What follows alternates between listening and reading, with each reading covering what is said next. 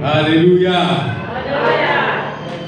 Terima kasih Tuhan memberkati segala persembahan yang telah kita bawa dan berikan ke dalam rumah Tuhan.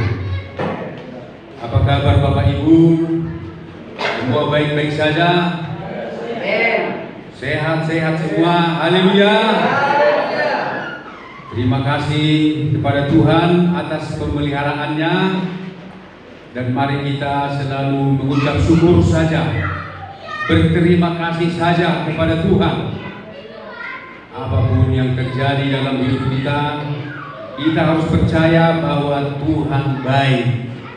Tuhan tidak pernah membenci kita. Amin.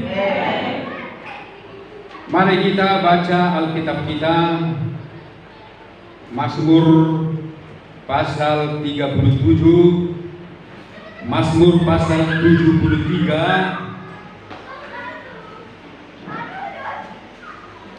ayat 25 sampai 28. Kita baca bersama-sama, tetapi bergantian. Saya terlebih dahulu, kemudian kita bergantian. Mazmur 73 ayat 25 sampai 28.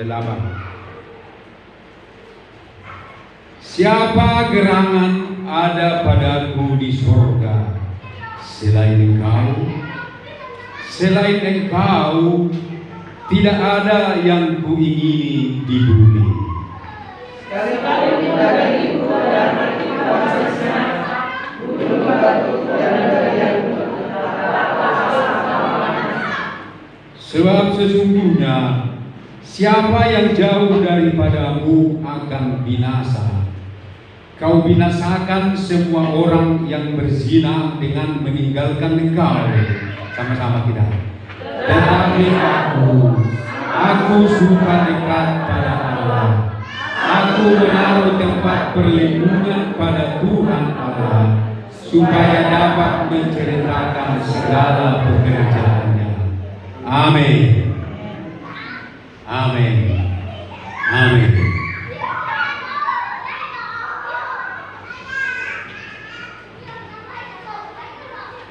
Pemazmur ini adalah asap.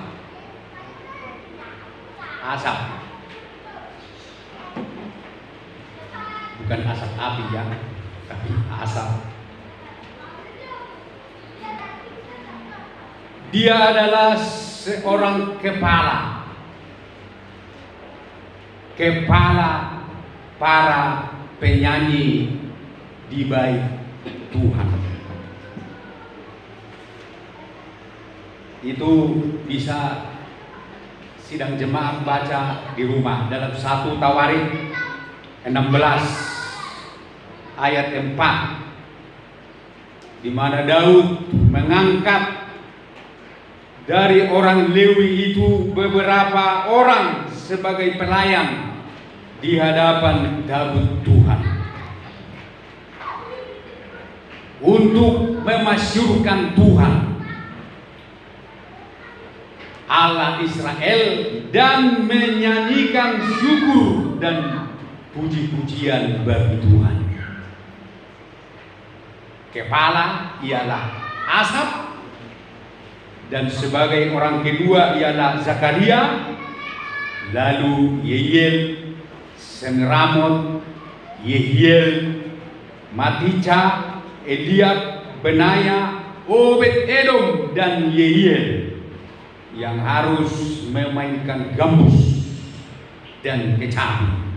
Sedang Asaf harus ini Bapak di hadapan tabut Tuhan harus memainkan ceracap.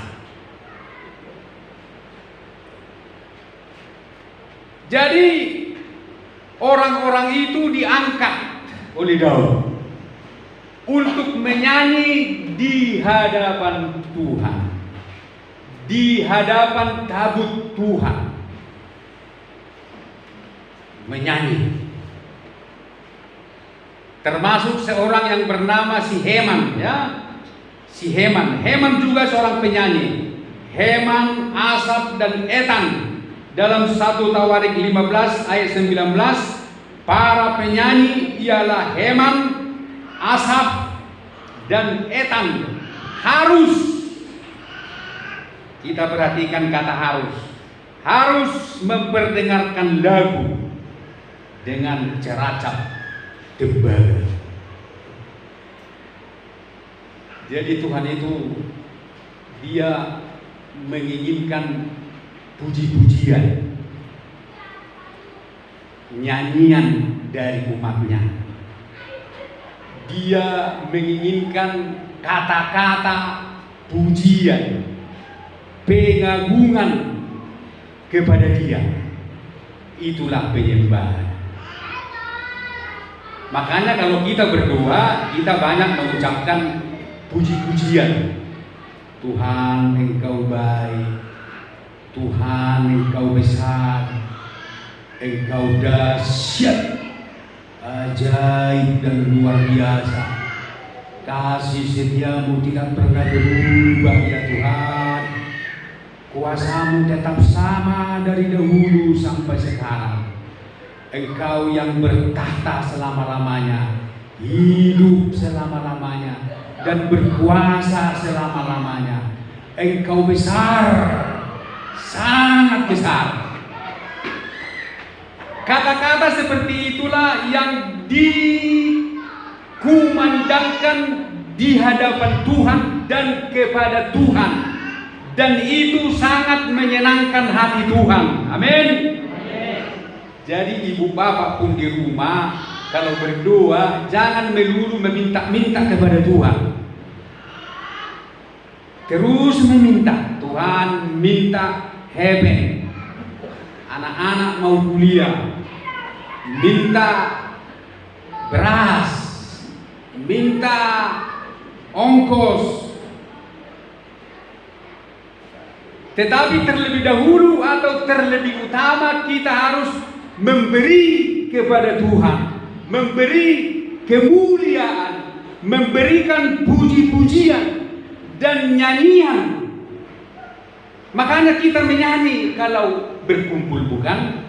Sampai-sampai agama-agama lain heran melihat kita. Heran aku melihat orang Kristen ini nyanyi-nyanyi saja, kumpul-kumpul saja. Heran mereka. Seperti kesaksian Bapak Melani dulu ya. Bapak Melani ini dulu seorang Muslim ini. Dia pernah bilang sama saya, heran saya dulu melihat kalian orang Kristen kumpul nyanyi-nyanyinya katanya. Tapi sekarang dia sudah memimpin pujian. Puji Tuhan. Dia tidak heran lagi. Memang begitulah, karena malaikat-malaikat di sorga pun memang menyanyi terus untuk Tuhan, menyanyi untuk Tuhan. Dan pemimpin pujian yang paling atau pemimpin pujian di sorga itulah malaikat yang dicampakkan Tuhan ke bumi, yang orang sebut namanya Lucifer. Pemimpin pujian yang sangat handal, cakap, mahir, mampu, dan berkarisma luar biasa. Sangat dihormati oleh Allah Bapa dia. Tapi karena dia menjadi sombong, akhirnya dia dicampakkan ke bumi dan menjadi iblis. Jadi Asaf dalam Mazmurnya ini mengatakan, dari relung hati yang paling dalam dia berkata, siapa gerangan ada padaku di sorga selain Engkau Tuhan. Dia juga berkata, selain Engkau Tuhan tak ada yang kuingini di bumi. Kalau kita renung-renungkan kata-kata pemazmur ini luar biasa. Luar biasa. Selain Engkau tidak ada yang kuingini di bumi. Sekalipun dan dagingku dan hatiku habis lenyap, gunung batuku dan bagianku, tetaplah Allah selama-lamanya. Inilah mazmurnya. Inilah salah satu pujian mazmur, nyanyian mazmur yang dinyanyikannya di hadapan Tuhan dan kepada Tuhan, dan Tuhan mendengar dan mencium persembahan ini menjadi persembahan yang menyukakan hati Tuhan. Itulah yang membuat umat Israel diberkati oleh Tuhan, sehingga kemanapun orang Israel di bawah pimpinan Daud pergi berperang, orang Israel selalu menang. Amin. Karena mereka menyimpan tabut, dan di hadapan tabut itu ada nyanyian, ada puji-pujian, ada penghormatan, ada pengakuan, sehingga hadirat Tuhan turun di dalam bait suci, dan dari dalam bait suci mengalir kuasa yang besar kepada seluruh rakyat, bahkan kepada raja, yaitu Raja Daud. Sehingga kemanapun Raja Daud memerintahkan pasukan bertempur, mereka selalu menang. Ibu bapak saudara sekalian, yang saya perhatikan dalam mazmur ini adalah ketika dia berkata, selain Engkau tidak ada yang kuingini di bumi. Dahsyat. Ini bukan hanya sekedar nyanyian seperti para pencipta lagu di hari-hari ini. Ada banyak kita dengar pencipta-pencipta lagu rohani yang begitu dikagumi, lagu-lagunya pun laris manis. Laris manis. Tetapi kalau kita melihat hidup si pencipta lagu itu, tidak beres. Bahkan ada yang akhirnya jatuh narkoba, masuk penjara. Padahal lagu-lagunya beredar di gereja-gereja. Bahkan ada juga yang cerai dari istrinya yang pertama, menikah lagi. Tapi mereka pencipta lagu dan lagu-lagunya laris di dalam gereja. Tetapi itu urusannya dengan Tuhan.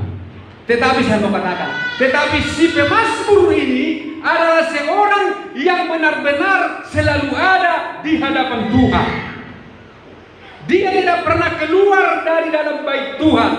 Dia diangkat dan selalu harus menyanyi bagi Tuhan dan juga memainkan ceracap, alat musik bagi Tuhan. Jadi boleh saya pastikan, ketika dia berkata, selain engkau tidak ada yang kuingini di bumi, itu adalah benar-benar asli, tidak palsu. Amin. Sering kita anak-anak Tuhan, ya, kalau di Facebook kita begitu cinta Tuhan. Yang merasa katakan amin. Kalau di Facebook semua cinta Tuhan, Tuhan nomor satu. Ibu bapak jangan marah saya dulu ya kalau saya katakan ini, karena semua kita punya Facebook. Tapi lihatlah di Facebook, semua sayang Tuhan. Semua sayang Tuhan. Tetapi kenyataannya dialah yang tahu. Tidak salah, saya tidak menganggap ibu bapak jelek kalau memposting sesuatu di Facebook yang berkaitan dengan Tuhan. Tidak salah, dan saya pun tidak anti Facebook. Ada Facebook saya. Tetapi apa yang kita utarakan di Facebook atau di dalam doa dan pujian, biarlah kiranya itu benar-benar kita hidupi dan kita lakukan. Amin. Kalau di Facebook, oh Tuhan, oh I love you, Jesus, you all for me.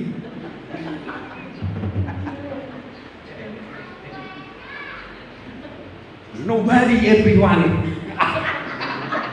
Apa itu? Maaf, biarpun istriku guru bahasa Inggris tak pernah diajari aku. Tidak kan? Hebat di Facebook. Tetapi kalau hari Minggu dia kemana? Jalan-jalan. Hari Minggu dia kemana? Jalan-jalan. Tak ke gereja, piknik. Tetapi pemazmur ini tidak. Dia berkata, selain engkau tidak ada yang kuingini di bumi. Biarlah kita belajar. Kita ini dilatih Tuhan terus, dilatih Tuhan hidup kita, supaya kita benar-benar mengingini Tuhan. Ada banyak yang mempengaruhi kita di dunia ini untuk tidak dekat kepada Tuhan. Ya, banyak tantangan yang kita alami. Kemajuan teknologi yang begitu pesat di hari-hari ini, itu bisa membuat kita jauh dari Tuhan. Tetapi marilah kita pergunakan teknologi yang canggih untuk dekat dengan Tuhan. Itulah yang dikehendaki oleh Tuhan. Tuhan rindu kita mau betul-betul mengingini Dia sahaja, menaruh perhatian lebih besar kepada Tuhan melebihi apapun di dunia ini. Itu adalah tujuan Tuhan, karena Tuhan tidak ingin kita binasa. Di dunia ini kenikmatan itu sementara, kekayaan itu pun sementara. Kalaupun kita mati, kita tidak akan bawa apa-apa. Tinggal semua kan. Yang kita bawa apa? Perbuatan kita. Dalam Wahyu pasal 14 ayat 13, lalu aku mendengar suara dari sorga yang berkata, tuliskan, berbahagialah orang-orang yang mati dalam Tuhan sejak sekarang ini. Sungguh kata Roh, sebab mereka beristirahat dari jerih lelah mereka, dan segala perbuatan mereka menyertai mereka. Salah loh ayat ini? Oh, itu. Sangka beda ayat ini. Isi hidup HP.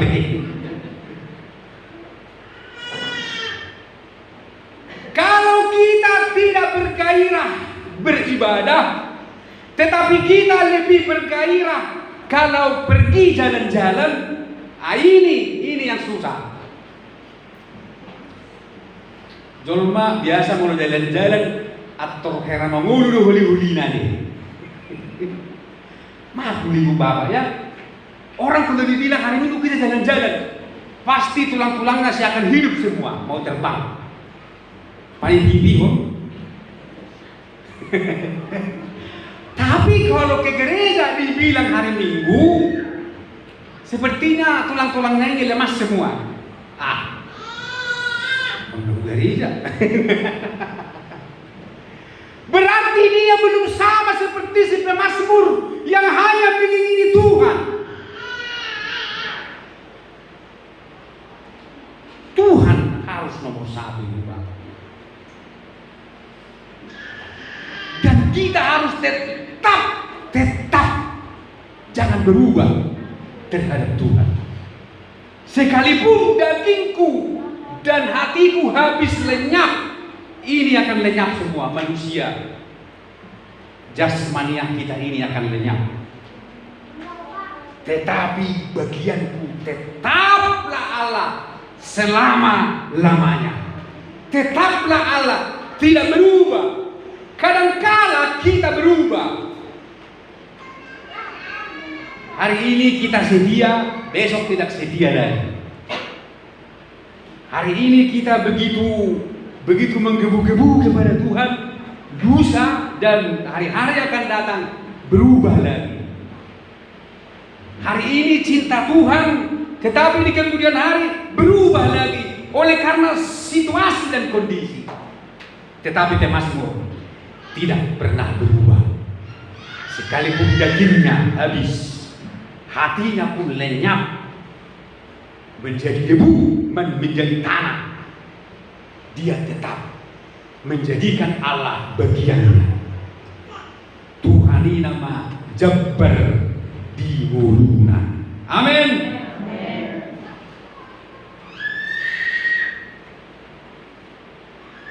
Kita mengingini Tuhan. Kita begitu perhatian kepada Tuhan. Kita hanya cinta kepada Tuhan. Karena Tuhan pun mencintai kita. Jadi ada ada gayung bersambut. Gayung bersambut. Tuhan itu yang menjadi kesenangan Tuhan adalah manusia. Ini harus Bapak tahu, manusia. Bukan dunia ini dengan apa benda-benda di dalamnya, bukan.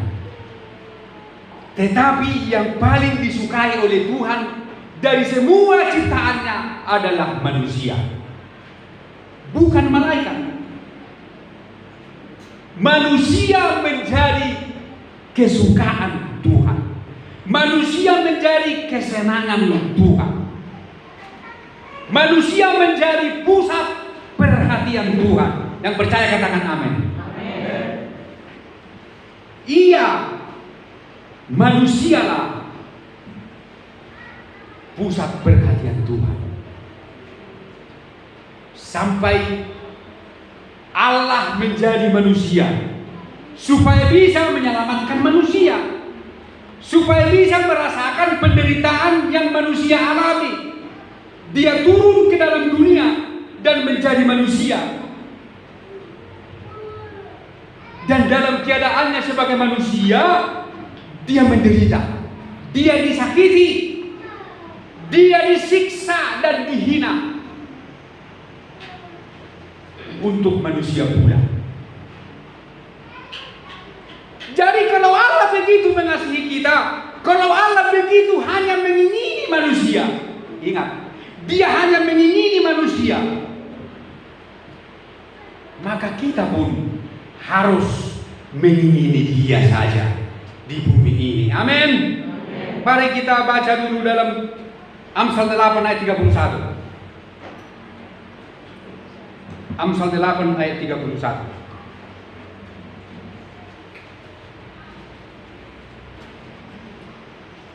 Ini ya. Ini hikmat. Hikmat ini adalah Yesus ya. Aku bermain-main di atas muka buminya dan anak-anak manusia menjadi kesenanganku. Amin.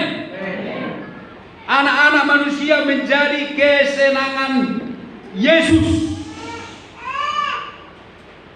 Mazmur 14 ayat 2. Mazmur 14 ayat 2. Tuhan memandang ke bawah dari sorga kepada anak-anak manusia untuk melihat apakah ada yang berakal budi dan yang mencari Allah. Ya, Tuhan memandang ke bawah dari sorga kepada anak-anak manusia, kepada manusia. Mazmur 33 ayat 13. Tuhan memandang dari sorga, Ia melihat semua anak manusia. Haleluya. Ada lagi ayatnya, Mazmur 144 ayat 3. Begini bunyinya, ya Tuhan, apakah manusia itu sehingga Engkau memperhatikannya, dan anak manusia sehingga Engkau memperhitungkannya.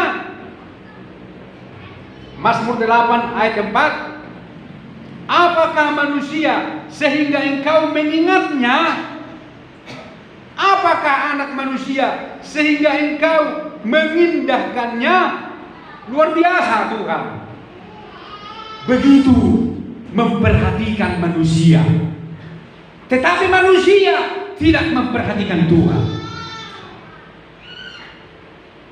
Tuhan begitu memperhatikan manusia. Padahal manusia sangat jahat. Itulah sebabnya ketika Adam jatuh ke dalam dosa dan Hawa, Tuhan turun dari tempatnya dan pergi ke Taman Eden. Dia sudah tahu bahwa Adam dan Hawa sudah jatuh ke dalam dosa, telah memakan buah pengetahuan yang baik dan yang jahat itu. Dia tahu itu. Dia sudah tahu bahwa Adam telah jatuh. Tetapi dia masih mau turun dan mencari Adam dan bertanya, Adam, di dia doho Adam. Dan nasoi boto Tuhan di dia si Adam. Amin. Ainau dia lakodo hau nahulalangi ikon alangomu. Dan nasoi boto Tuhan nau dia lang si Adam hau parbinotowani. Di boto Tuhan doi. Alai ima holong di Tuhan tujol mai. Rodo imana makatai dohon jolma nang berdosa. Padahal dia adalah kudus, tidak bisa bercampur dengan dosa, tetapi dia masih mau berbicara kepada manusia berdosa, kepada Adam dan Hawa. Dia cari mereka, Adam, di manakah engkau? Jadi kalau di sini dikatakan, apakah manusia itu sehingga engkau mengingatnya? Apakah anak manusia sehingga engkau mengindahkannya? Jadi Tuhan mengingini manusia dan menyenangi manusia. Hati Tuhan sangat terbuka kepada manusia. Mata Tuhan sangat terbuka lebar kepada manusia. Tetapi kita manusia ini, hati kita tertutup kepada Tuhan. Kita tidak mengingini Tuhan, bahkan kita tidak mencari Tuhan. Kita sering lupa kepada Tuhan dan tidak menjadikan Tuhan guru batu kita, tidak menjadikan Tuhan bagian kita, tidak menjadikan Tuhan menjadi jabar perbagianan di Maluta. Padahal dialah yang terbaik, dialah yang terbesar.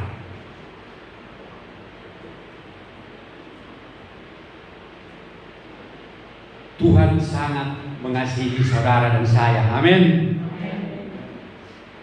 Satu manusia bagi Tuhan melebihi seluruh dunia. Ya, satu manusia bagi Tuhan melebihi dari semua yang ada di dunia ini. Begitu dia cinta kepada manusia. Begitu dia mengingini manusia, supaya manusia itu menjadi miliknya. Apakah Tuhan tidak bisa memaksa supaya semua manusia menjadi miliknya? Bisa, tapi itu tidak dilakukannya. Satu manusia bagi Tuhan berguna sekali, melebihi seisi dunia ini. Satu orang manusia bertobat melebihi dari seluruh dunia ini. Begitulah pentingnya manusia itu, jiwa-jiwa itu bagi Tuhan. Begitu mahal, begitu berharga. Coba kita baca dulu Mazmur, bukan Markus 8. Markus 8 ayat 31.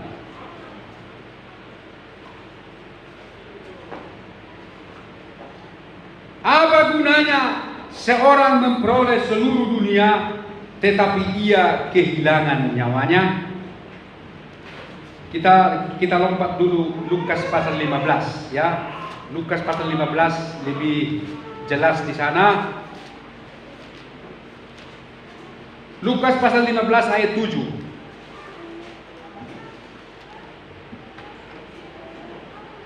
Aku berkata kepadamu, demikian juga akan ada sukacita di sorga karena satu orang berdosa yang bertobat, lebih daripada sukacita karena 99 orang benar yang tidak memerlukan pertobatan. Ayat 10. Lukas 15 ayat 10. Aku berkata kepadamu, demikian juga akan ada sukacita pada malaikat-malaikat Allah karena satu orang berdosa yang bertobat. Kita katakan amin. Satu jiwa bagi Tuhan begitu mahal. Satu jiwa bertobat dari dosa-dosanya, menerima Kristus, akan membuat semua malaikat-malaikat Allah bersukacita di sorga.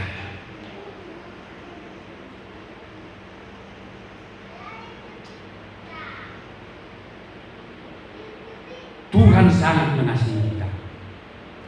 Dia sangat mengingini kita berada dalam pelukannya, berada dalam rancangannya.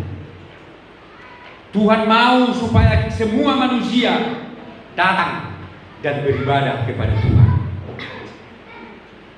Tuhan bukannya tidak bisa memaksa orang untuk menerima Dia, tetapi Tuhan mau memberikan kesempatan kepada saudara dan saya untuk dipakainya, membawa jiwa kepada Tuhan. Amin.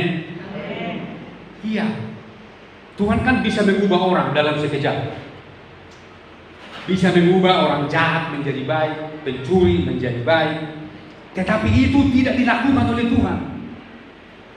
Dia memberi waktu dan kesempatan kepada murid-muridnya, kepada orang-orang yang sudah terlebih dahulu diselamatkan, supaya orang-orang yang telah diselamatkan itu menerima mahkota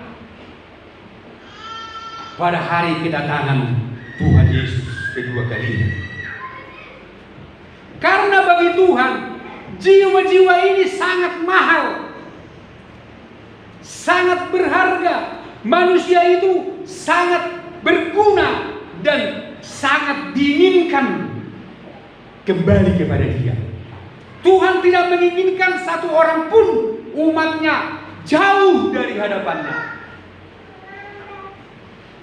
terpisah dari kasih karunia-Nya, jauh dari hadirat-Nya. Dia tidak mau umat-umat tebusannya itu menjadi suam-suam kubur. Maka Paulus pun berkata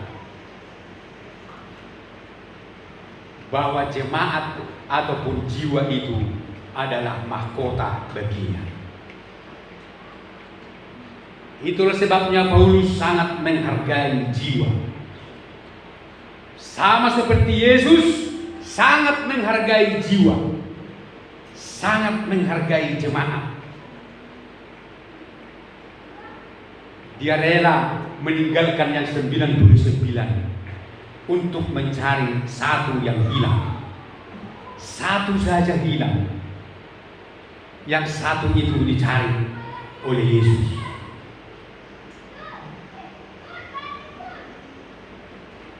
Dan Paulus berkata,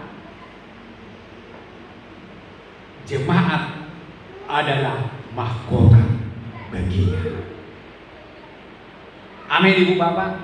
Amin. Coba kita baca Filipi 4 ayat 1. Itulah sebabnya manusia itu mahal di hadapan Tuhan. Filipi 4 ayat 1.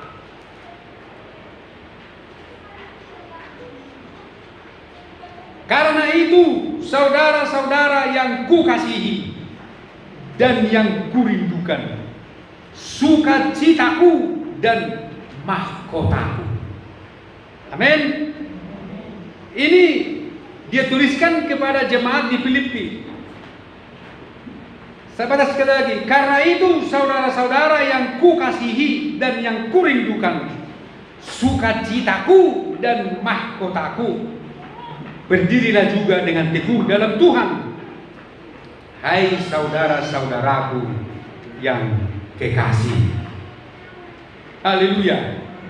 Dalam 1 Tesalonika 2. Nah, ini lebih jelas lagi di sini. 1 Tesalonika 2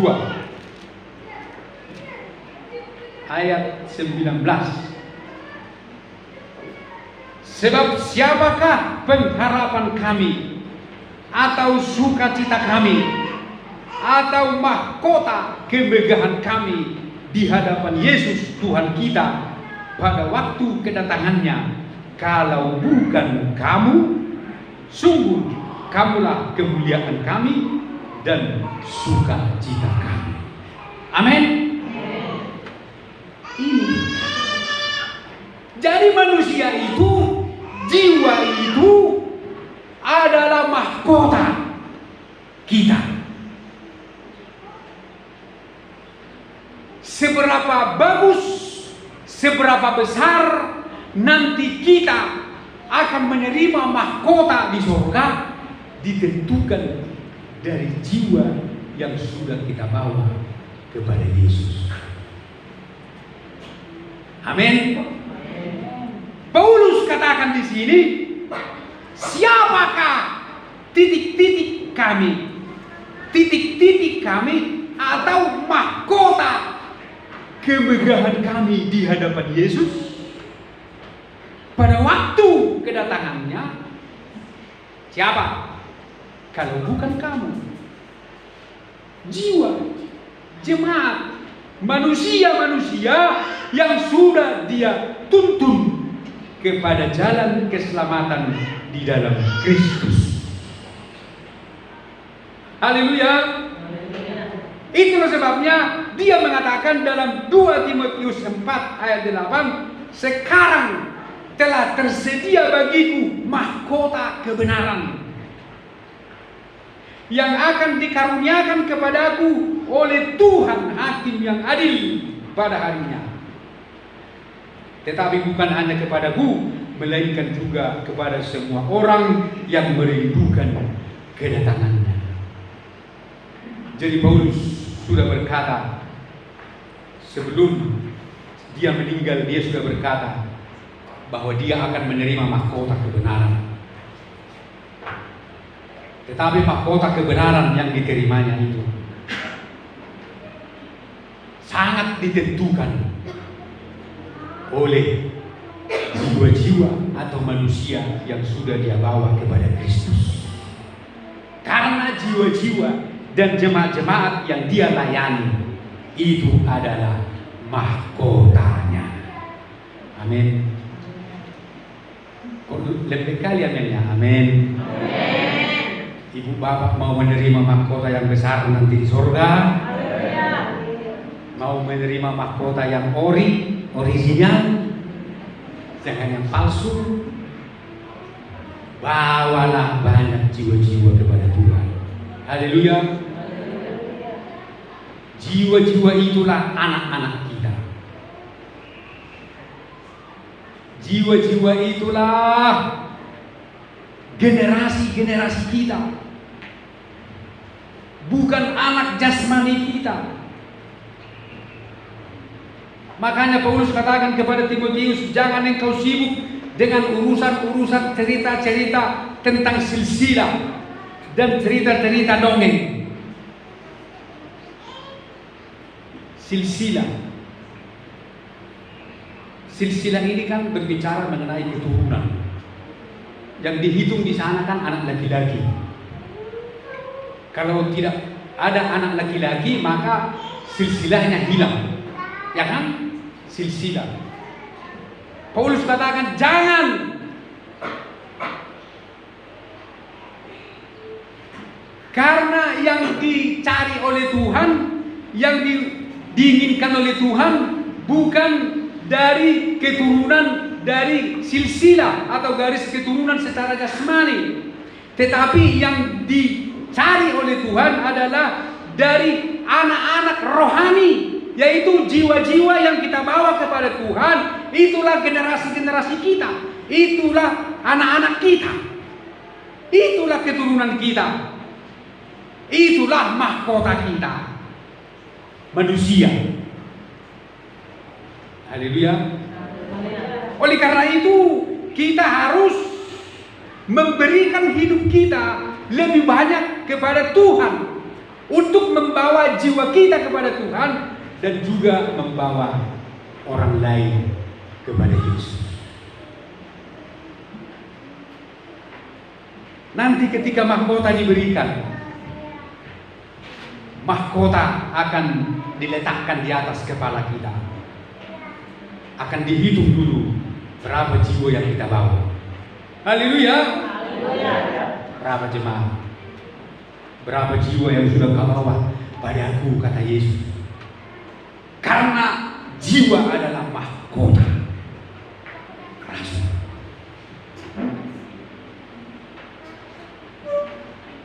Karena itu ibu bapak saudaraku sekalian, begitu Tuhan mengasihi kita, mengingini kita, bahkan Dia rela mati untuk menebus hidup kita, manusia yang berdosa, yang benar-benar menyakiti hati Tuhan.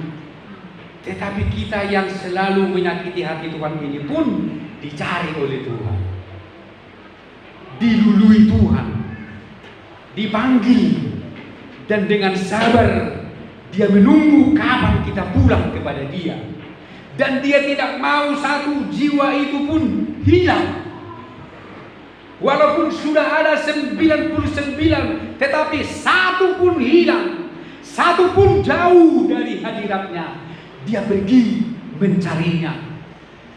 Karena Dia sangat mengingini manusia yang Dia ciptakannya itu selamat. Bahkan Dia rela mati, dibunuh untuk menyelamatkan manusia. Maka wajiblah kita di dalam hidup ini untuk hanya mengingini Allah, hanya mencari Allah, dan memuliakan Allah, mengutamakan Allah, dan memikirkan apa yang dipikirkan oleh Allah, apa yang diinginkan oleh Allah. Yang diinginkan oleh Allah adalah keselamatan jiwa. Malaikat-malaikat di sorga bersorak-sorak, bukan kalau jemaat menjadi orang kaya.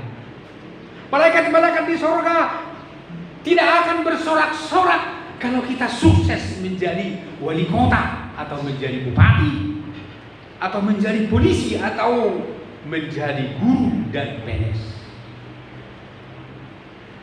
Tetapi Tuhan dengan malaikat-malaikatnya akan bersorak-sorak di sorga apabila ada satu manusia yang bertobat menerima Dia.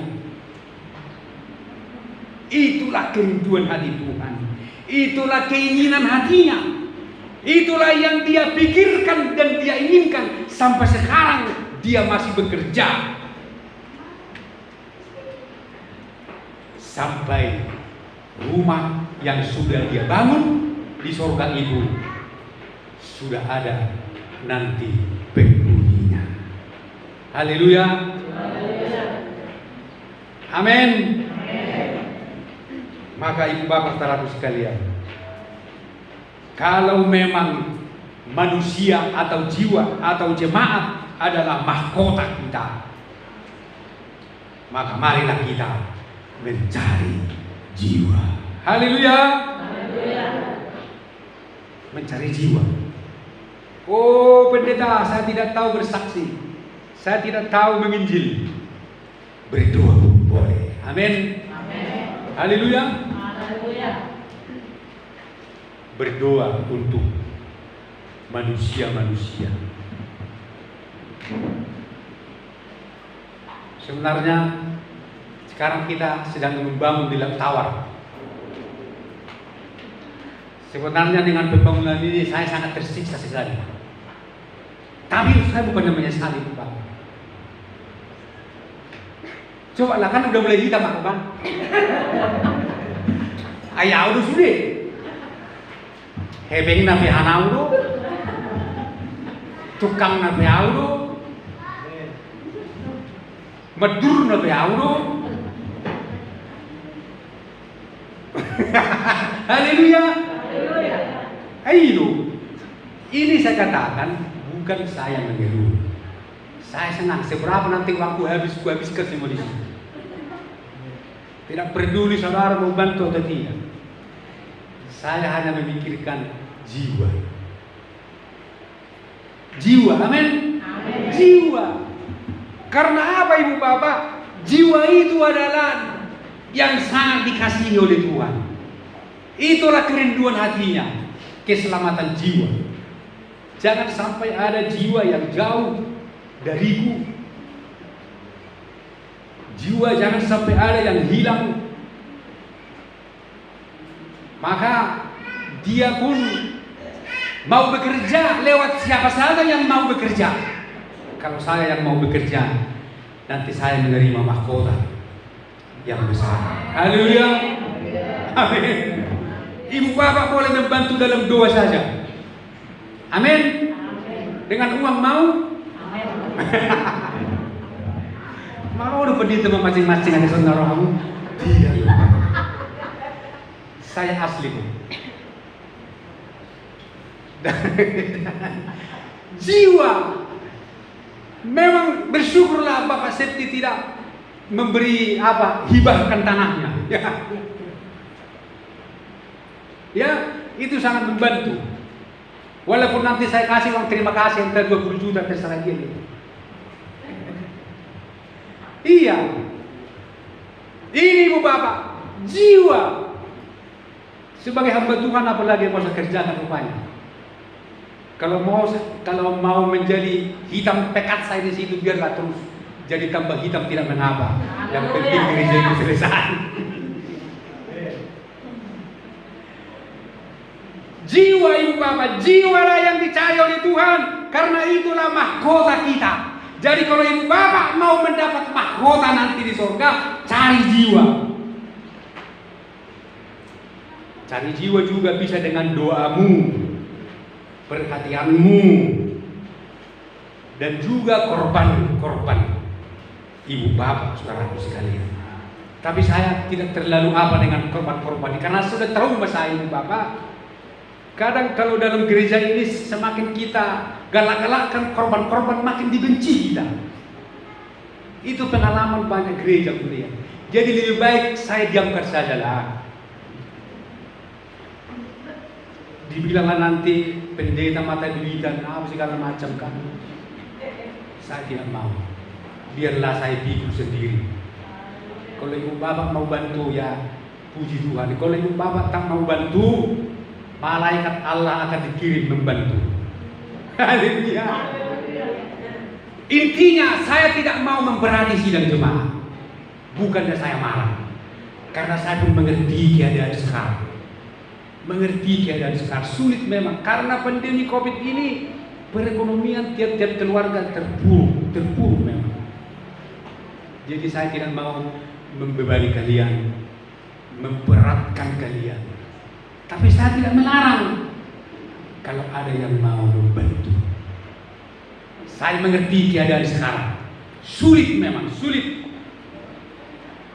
Tetapi kalau Tuhan memberikan kepada kami berkat rezeki, itu yang akan kami gunakan untuk pelebaran kerajaan Allah, untuk jiwa-jiwa yang ada di sana. Amin.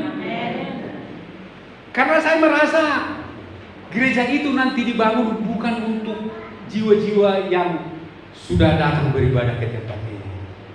Karena di sana pun masih banyak juga orang-orang yang belum punya gereja kan, yang masih mencari penggembalaan, yang tidak pernah mengenal Tuhan, tidak pernah mendengar firman. Bahkan mana Pak Simbolo? Oh, Pak Simbolo tidak datang. Iya Ibu Bapak, hanya itu saja. Karena ya Tuhan katakan kepada Hagai, apa kata Tuhan kepada Nabi Hagai? Rumahku kau biarkan menjadi reruntuhan. Ya, artinya di situ bukan hanya rumah gereja. Artinya di situ adalah kehidupan umat Tuhan di tempat itu sudah menjadi reruntuhan. Sudah sudah runtuh. Tidak lagi berdiri, artinya sudah menurun. Tetapi kalau kita tidak memperhatikan dan tidak mau dilibatkan oleh Tuhan di dalam pekerjaannya, siapa lagi? Tuhan bisa marah kepada hamba-hambanya. Kalaupun hamba-hambanya makan, hamba-hambanya tidak akan kenyang. Hamba-hambanya pun memiliki banyak harta, hamba-hambanya tidak akan puas. Karena apa? Karena hamba-hambanya tidak memperhatikan jiwa-jiwa yang tercerai-berai. Haleluya. Tetapi kalau hamba-hamba Tuhan mau memberikan pundaknya, bahkan memberikan bahunya untuk memikul pekerjaan Tuhan, hamba-hambanya akan menerima mahkota kemuliaan di surga. Haleluya. Itu saja kerinduan hati kita. Bagaimana nanti supaya di surga kita semua menerima mahkota. Kalau masalah berkat-berkat di dunia ini Ibu Bapak, tidak kita minta pun itu, sesungguhnya Tuhan akan berikan. Iya, Tuhan akan berikan. Karena Tuhan sudah kasih rumus sudah kasih Tuhan. Matius 6 ayat 33. Itu rumusnya, jangan dibalik. Cari dahulu kerajaan Allah serta kebenarannya, maka semuanya akan ditambahkan kepadamu. Jangan dibalik. Itulah rumus dari Tuhan. Jadi mari kita perhatikan kerinduan hati Tuhan, di mana Tuhan mengingini keselamatan semua orang. Tuhan mengingini pertobatan satu orang pun sangat mahal bagi Dia.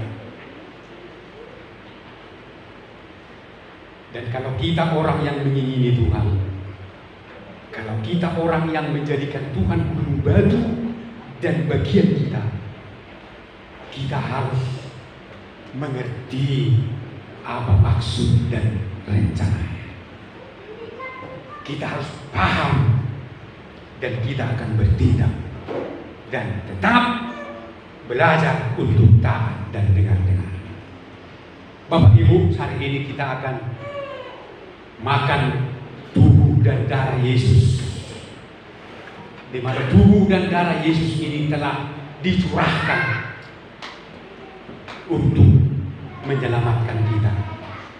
Mari kita renungkan betapa besar kasih dan pengorbanannya kepada kita. Kita orang berdosa tapi sangat disayangi.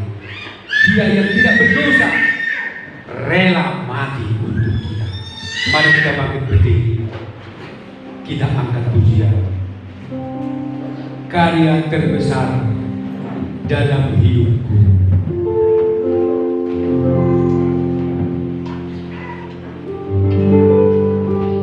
Terima kasih Yesus.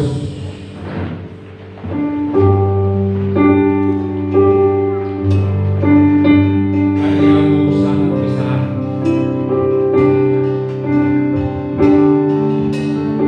Menebus hidup kami.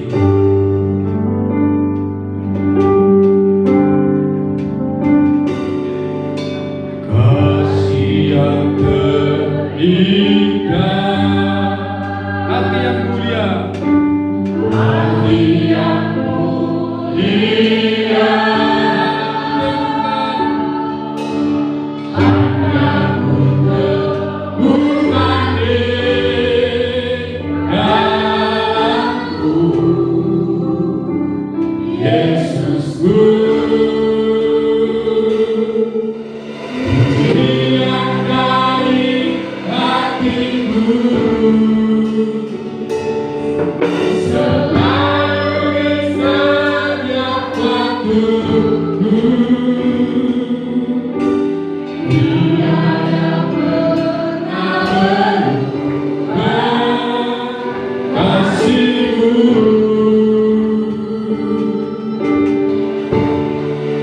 Karya terbesar dalam hidupku, pengorbananmu yang selamatkanku, Engkaulah harta yang tak ternilai yang ku miliki dan ku hargai. Yesus Engkau Tuhan bumi. Kasih yang terindah, hati yang mulia, kasih yang terindah, hati yang mulia. Amin. Hanya ku teguhkan dalamku, Yesusku. Pujian dari hatiku selalu di setiap waktuku. Tiada pernah berubah kasih-Mu. Karya terbesar, karya terbesar dalam hidupku, pengorbananmu yang selamatkanku, Engkaulah harta yang tak ternilai yang ku miliki dan ku hargai. Yesus Engkau Tuhan bumi. Karya terbesar dalam hidupku, pengorbananmu yang selamatkanku, Engkaulah harta